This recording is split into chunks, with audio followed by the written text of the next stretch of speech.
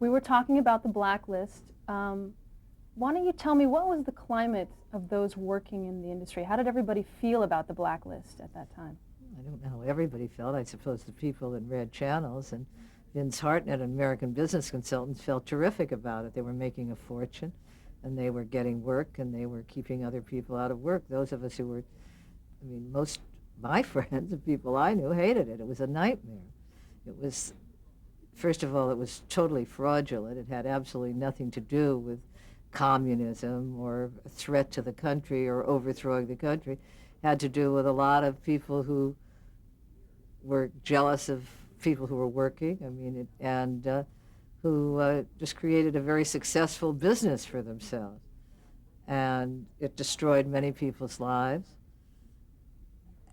And people died of it. People committed suicide. People lost their homes, lost their lives.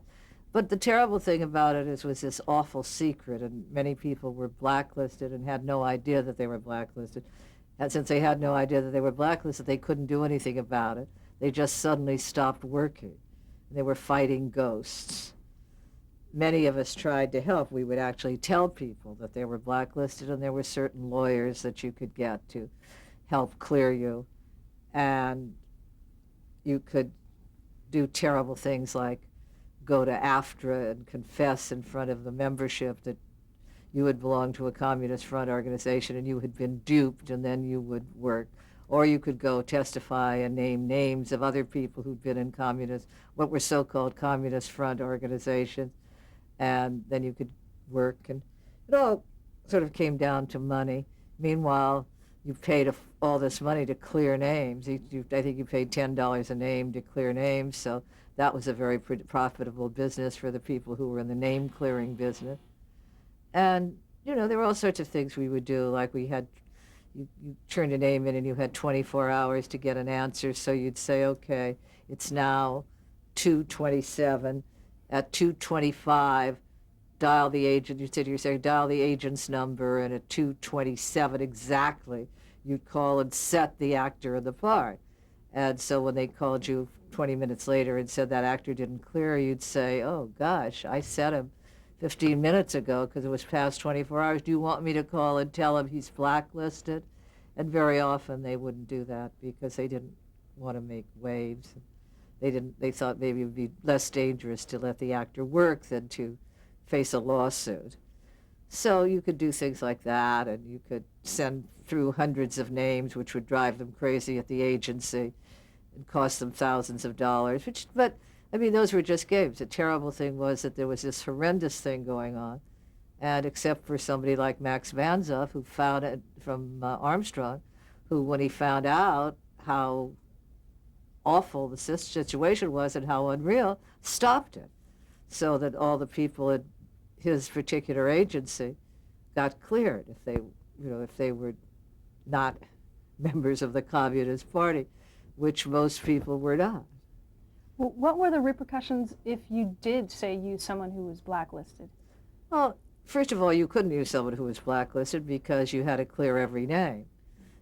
If you used somebody, most of the time there were no repercussions because nobody thought it was very important. These people were not, I guess if you'd used Paul Robeson, who had stated that he was a member of the Communist Party who had gone to Russia, that people who felt that there was really a communist threat and that there were people here trying to overthrow the government, there might have been some reaction.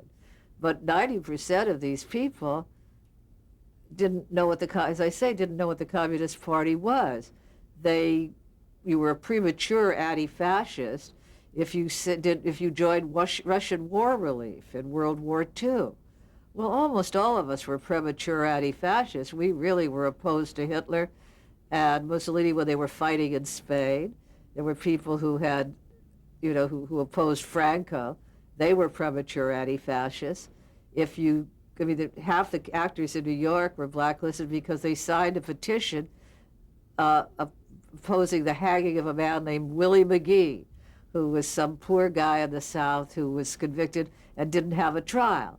Well, I would say that 90% of the actors who signed the petition, first of all, didn't know who Willie McGee was.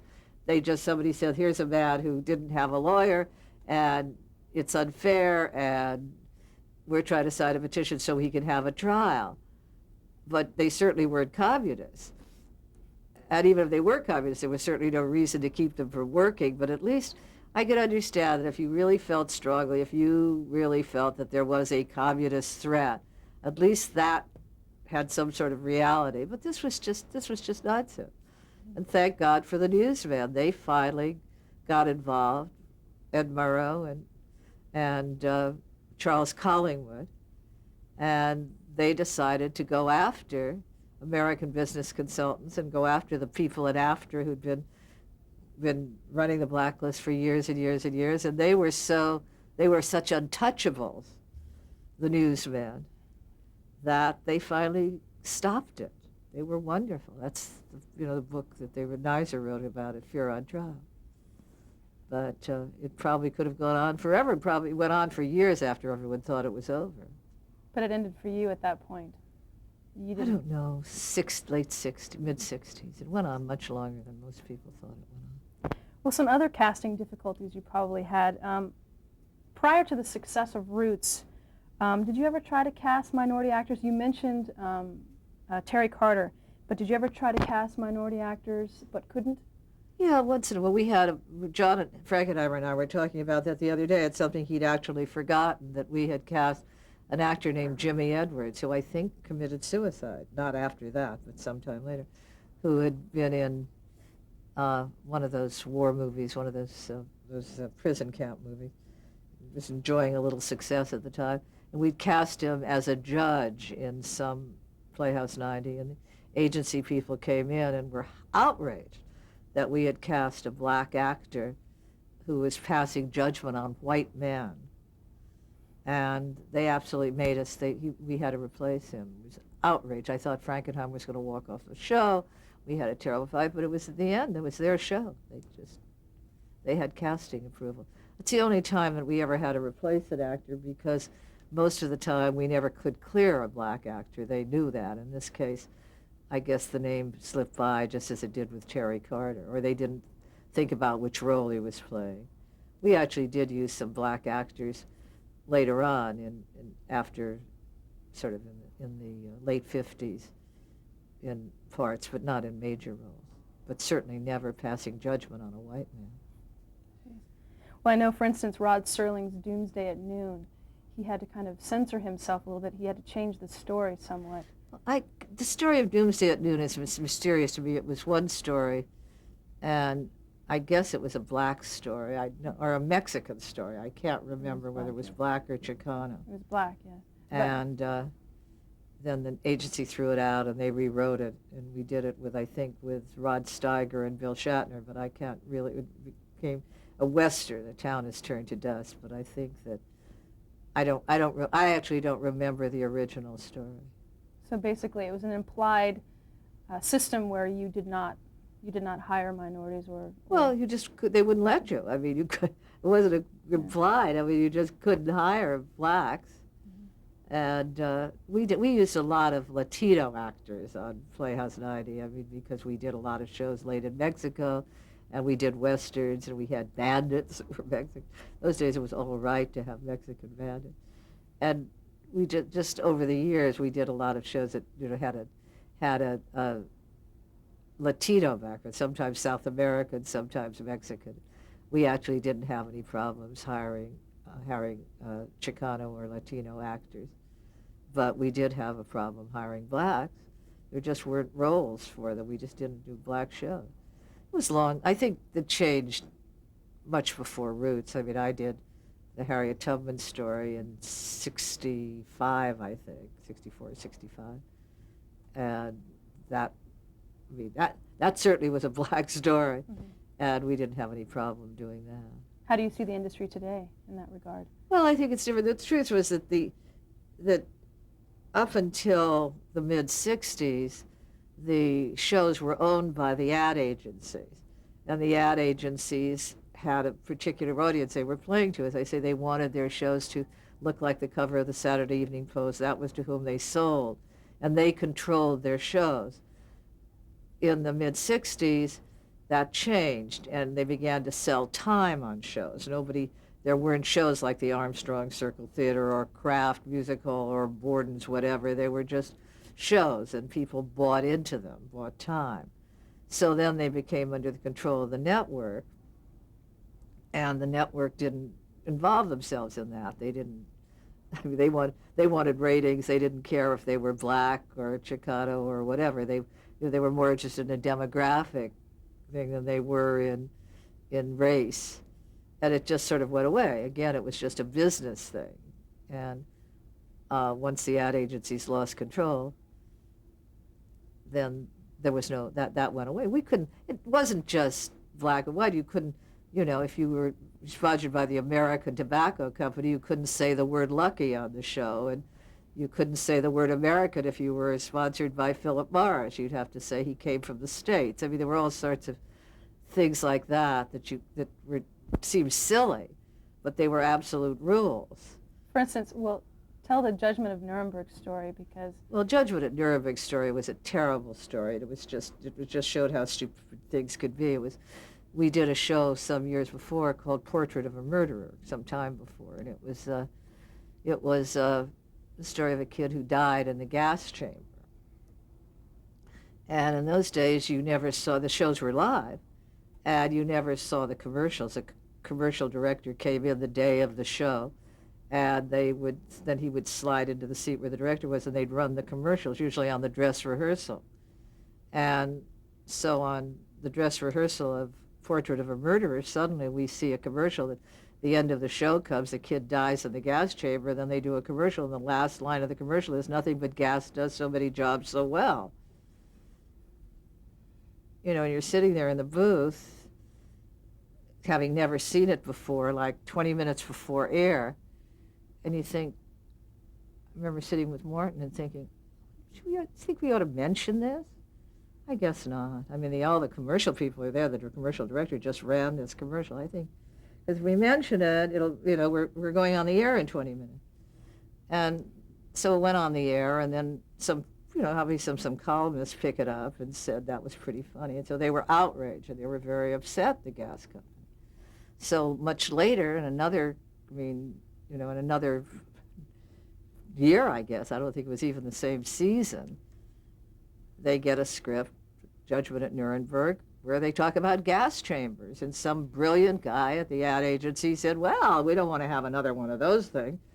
So you have to take out the word gas. And Herb Brodkin and George Roy Hill was the director, and Herb was the producer. They could say, but they were called gas chambers. I mean, there's nothing, what would you call them? Anyway, it was, as far as they were concerned, there was nothing to discuss. They weren't going to delete the word.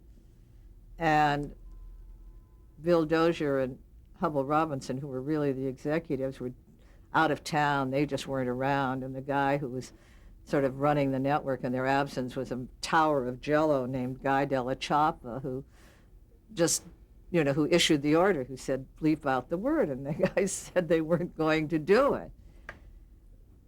And, and anyone who'd used their head, what they should have done is gone to the gas company. They were only an alternate sponsor, and said, look, why don't you take yourself off this week's show and and not sponsor this week's episode and come on next week if you're so sensitive about this subject.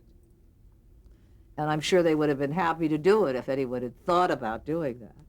But nobody did anything, and so it got right down to the wire. And he ordered them to take the word out. Well, nobody would do it. Nobody in the booth would do it. And the audio man refused to do it. He said, my union doesn't allow me to do anything unless I get an order from the director. And then they tried to get the assistant directors to do it, and the assistant director said, my guild doesn't let me do anything unless I get an order from mine. So then they went to Master Control, and the guy in Master Control said, I can't do that unless, because my union doesn't let me do that. So finally they hired an outside person, sent him to Master Control, which was why the real tragedy, because the show went out. Therefore, anything that existed of the show came out and was fed back to the tape with the word out of it. And so the guy was sent up to Master Control with a script, so he couldn't even do it very well, because obviously he was going to take out more words than he needed to. And of course, in the booth, they didn't know that was happening because the show left the booth intact.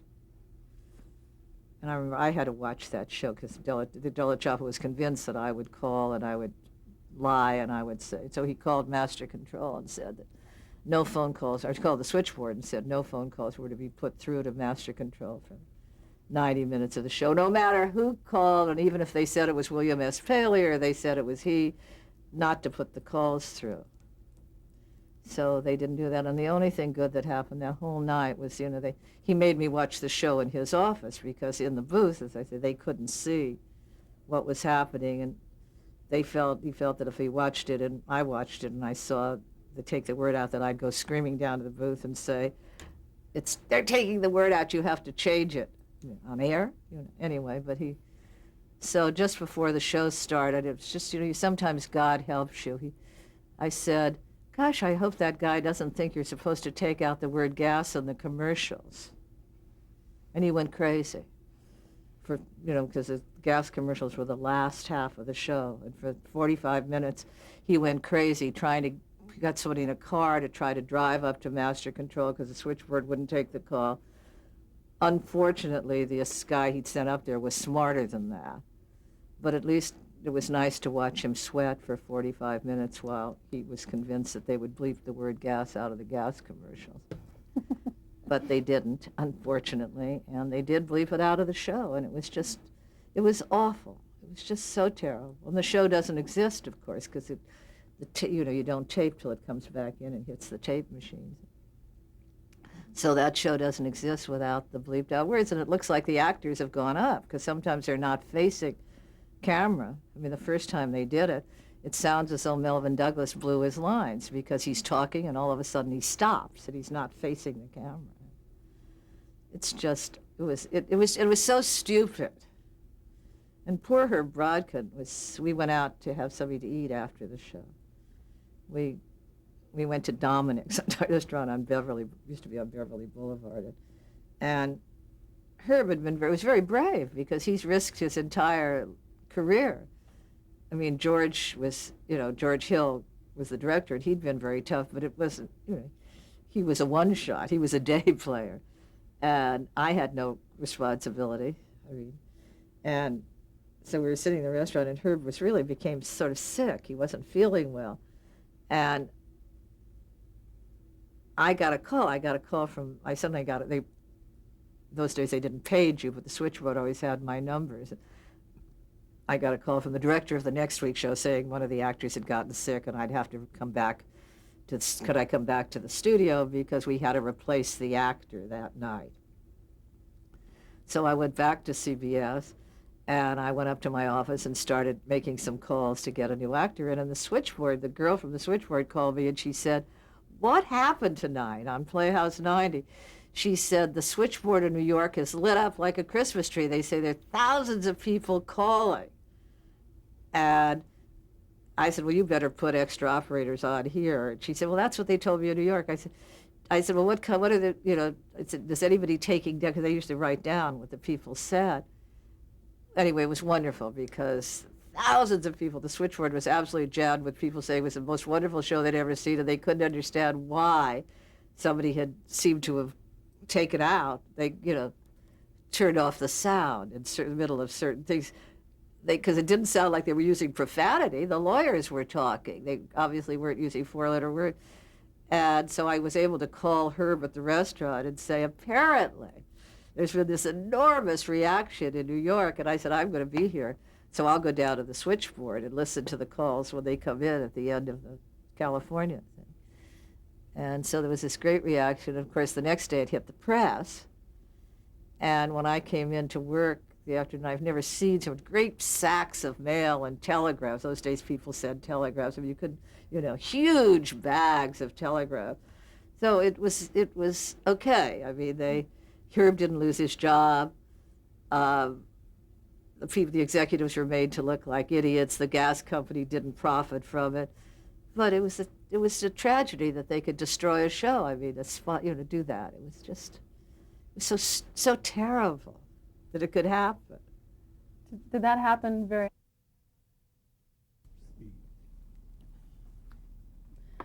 Okay, we were talking about the Judgment at Nuremberg story. Did that happen often with other plays that you put on? No, it really didn't. I mean, that was just stupid. That was stupid handling on the part of executives and ad agency things. Usually what would happen if you had a problem with a property, that was decided before the show ever went into rehearsal. That was worked out with the producers and the network and the advertising agency long before the show ever happened. And so you would say, I guess we're not going to do that, or it has to be changed, or people would quit, or I don't know. But it never, that was just total idiocy and bad management and stupidity. And grown-up people can't do things like that. So everyone learned But from they them. did. Well, let's change gears here again. In 1973, you were named the Vice President of Talent and Casting for CBS. How did that appointment come about? I don't know. I mean, it was very exciting because it was very different, you see, because to become a vice president of a network in those days, you became an officer of the company. It wasn't a title. It was, you had to be elected by the board of directors because you were really an officer. There were not 53 vice presidents and 25 presidents as there are now. I mean, if in every network, I mean, it's just a title. You could be then there were only, I think, 5 vice presidents in East and West, or 7 vice presidents, East and West Coast, including sales and business affairs. So it was a big thing to be a vice president of a network because you had to be submitted, and then the board, not your boss or somebody who worked for the network, but the board of directors of CBS, who were people like Marietta Tree and all these people from Wall Street and all these political people, had to vote on you. You had to be approved by the board of directors. And you were an actual officer of the company. And so that was very big stuff to be a vice president. And usually when somebody wanted to be a vice president or somebody was being talked about being a vice president, there was endless negotiations. People talked about it. A lot of money was involved. You got stock. It was sort of a big thing. It was, I think, it was really part of the fact that it was during the women's movement. And I was looked upon very fondly by the president of the company and by the president of CBS, a man named Arthur Taylor, and the president of the broadcast group, a man named Jack Schneider, who, when he'd come to be president of the network, I had helped a lot. At his first affiliates and things. He replaced Jim Aubrey, and he came in and he didn't know what he was doing, and we did this great affiliates for him, and he never forgot that. He sort of remembered that we had helped him. I had helped him. And a friend of mine named Peter Robinson had helped him in this very crucial period. So I sort of knew all these people at the top, and of course I knew Mr. Paley and Dr. Stanton because they liked all these fancy shows I did. And I guess, I mean, I certainly didn't, they kept it a secret from me. Now that's really hard to do because nobody had ever kept anything a secret from me at CBS because I went to the ladies' room with all the secretaries and they knew everything, and so they always told you everything. So I always knew everything that was going on. And if I didn't know, my secretary, could find out. But we were having a writer's strike, and so I had gone, we were doing a movie in Ireland, and I'd gone to Ireland for the picture. And then I just stayed there. I mean, the writer's strike went on, and I was having a really good time in Europe. So I went to Italy, and I went to Rome, and I went to Venice, and I decided, well, I'll go to Paris. I mean, there's no reason to go back. Nothing shooting. My kids were all away at school. And so I was away for like 3 or 4 weeks, which was very unusual. I was never away from the network for that long. And finally I got a kind of hysterical phone call from my boss, my direct boss, Perry Lafferty, who said, aren't you ever coming back? And this was so unlike Perry because he was always urging me to take vacations. I mean, the network owed me like 30 weeks of vacation because we were always in the middle of some casting crisis and I could never go. Anyway, it seemed odd, but he said, it's the affiliates. The affiliates is coming up, and you really should be back here. So I said, okay. I mean, I'm having a really good time, but there's no work to do. We can't shoot anything because we have no script. Anyway, I came home, and I got a message from the president of the network, Bob Wood, who said, I want you to make a presentation at the affiliates. I said, of what? I just got home. What would I present? And he said, well, we had a new series going on the air with Monty Markham was a star. I can't even remember what the series was. It lasted about an hour. I think it was Perry Mason. I don't know. It was some series that they had cast in the summer and were putting on the air. And he said, well, we would like you to do a presentation on it because they didn't make a pilot. And I said, well, I don't see how I could do that. I mean, I don't know what I'd say about it. And he said, well, just, you'll just go up and you'll talk about the show and you'll run a little film clip. Sort of like, why me? But okay. I mean, I thought it was because nobody else wanted to do it. Everyone else had said no. So I went up and I did that. And as I finished, Bob Wood leapt to his feet and he said, don't leave the stage, Ethel. Stay up there. And he came up and he said, well, he said, Ethel Winant has been elected vice president of the network. Well, it was very exciting because I was very popular with the affiliates because I used to work really hard to do their banquets because I really was the contact with the stars, and I would be the one who'd get the stars out to their stations and help do their promos for their stations and make sure their wives had a good time at the affiliates banquet. I mean, so I knew the affiliate. So it was very exciting. They were thrilled, and I was thrilled. And it was wonderful. I'd been elected to be a vice president. There'd never been a woman vice president of a network, and this was a very big time.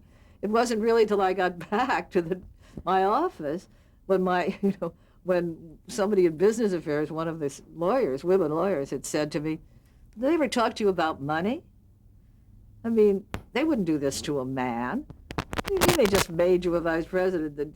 How much are you getting paid? Did they ask you if you wanted to be a vice president? What if you hadn't wanted to be? I said, well, I never really thought of that. It was just a nice day. I never thought of the consequences. I never thought that it would last past tomorrow. I never took it seriously. Is this serious? Am I really a vice president? I thought it was just something we did at the affiliates, like the party. It was serious. I was a vice president. I had been elected. So then I had to rethink it. But it was, I think it was just, they wanted to do it in a different way. Well, they certainly did. But it was a big thing to get to be a vice president, and it changed everything for everybody. Because after that, other women who deserved it, and had been waiting and had served their time and really should have been considered for vice presidency, became vice president. So it was a good thing. Well, what was it like, because you mentioned that you were the first woman in that position. What was it like to be the only woman at the top? Well, I've been the only woman for so long that I never thought about it. I mean, there were things that you had to do, like in the executive dining room, there was a bathroom which had no door, no lock or thing. And so for years I would go, when I went to go to the bathroom, I would go outside, take the elevator, go down to go to the ladies' room. And finally I said, well, I'm not going to do this anymore. I figured out that if I took my shoes off and left my shoes outside the door, that these guys, because they would all go in together, that they would know that I was in the bathroom and I could use the bathroom. And they would walk in. I mean, they're just things like that. I was always the only woman for years and years and years. And later, Perry laughed. I suppose, that probably I put up with a good deal of sexual harassment, only I didn't know it.